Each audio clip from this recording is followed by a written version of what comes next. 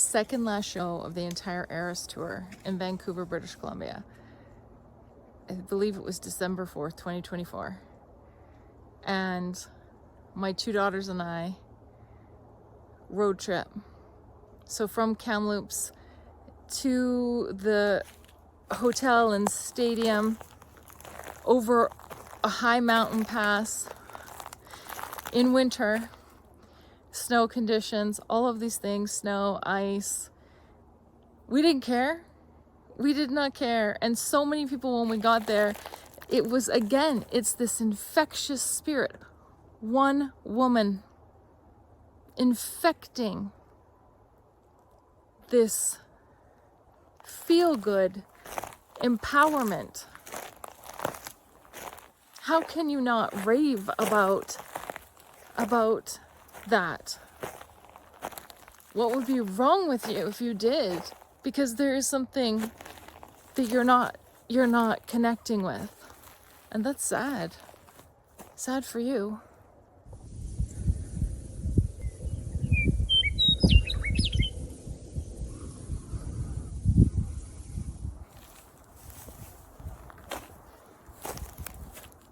Hi, and welcome back.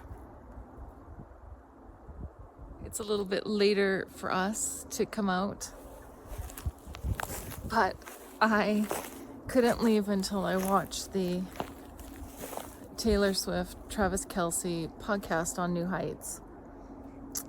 Yes, I am a Swiftie. Been a Swiftie for, years, since my girls were young.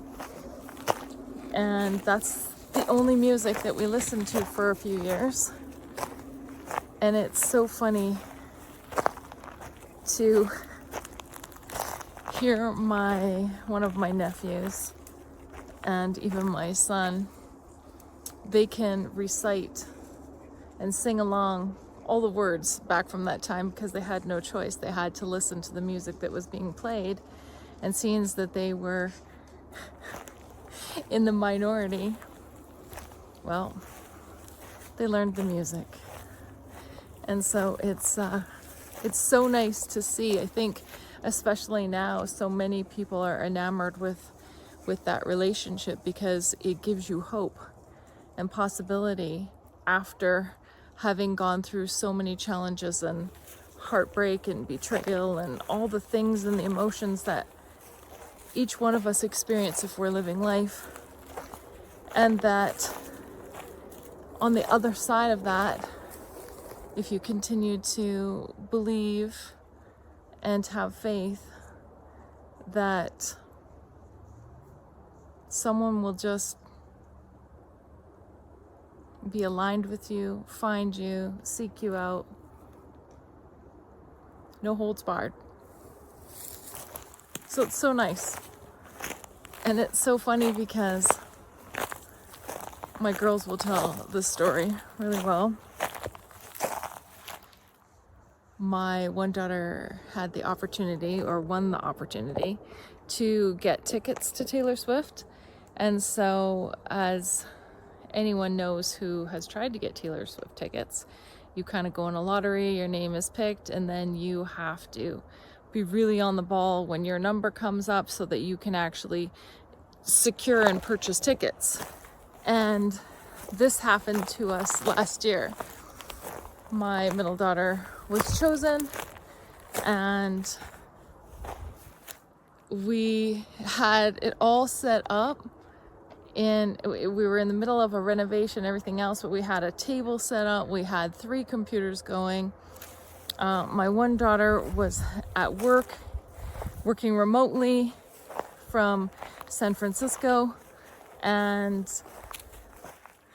my son was on another computer, and my other daughter was over with her tiny toddler. And it was crazy the amount of pressure that we all felt because we wanted something so badly, and that was to go to the Taylor Swift concert. There was the daughter who won the tickets had it all organized and mapped out and had researched it to know exactly what we needed to do and how on the ball we had to be. We had multiple credit cards handy, just making sure that they would actually, if there was a problem with one not going through fast enough, then we would use another. It was an entire system that we had in place, and I recorded it, and maybe I'll attach. Yes. Why? Why? This is Taylor Swift we're talking about here. Get it out of my face. And Kaylee Shay, are you stressed?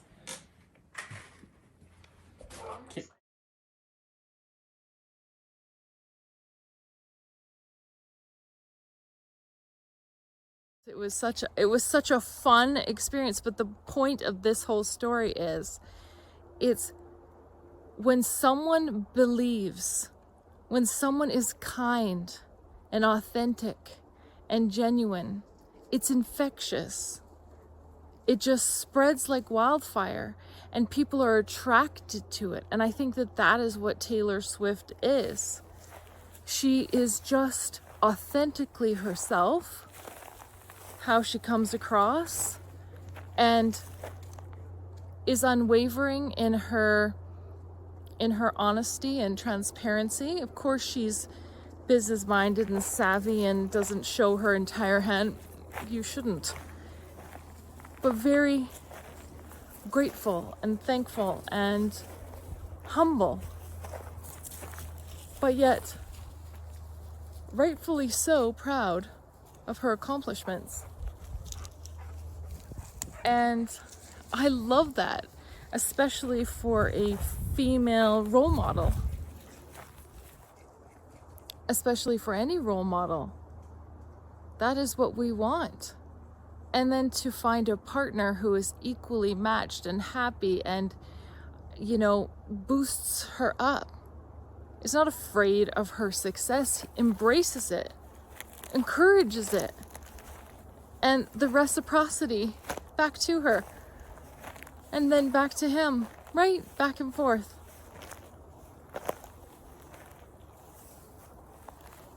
We need that. We need that. We need more of that. We need more divine masculines standing up and standing tall and proud and vocal for their support of the women that they love and care for, and even women that they don't even know, just because it is the right thing to do, that it doesn't make sense to dehumanize anyone, and that standing by and standing quiet makes you complicit. And nobody is looking for that in a relationship.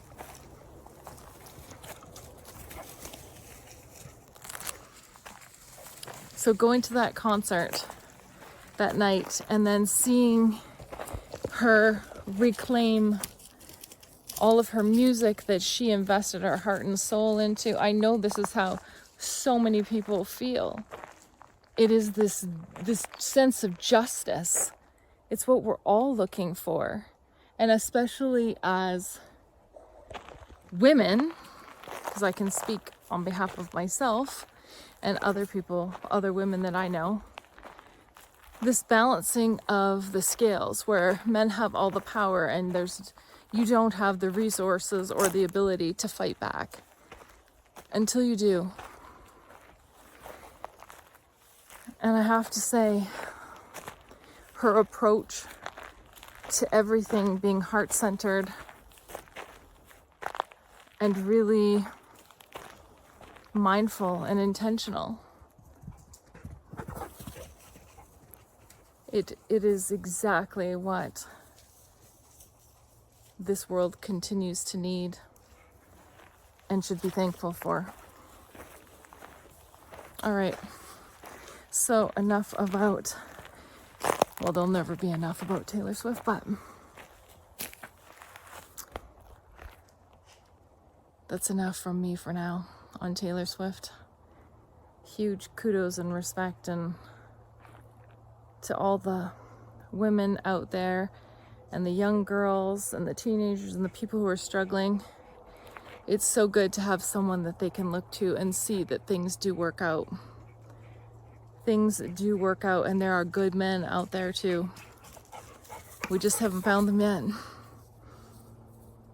All right. Until next time, everyone, stay safe and stay connected, and we'll see you really soon.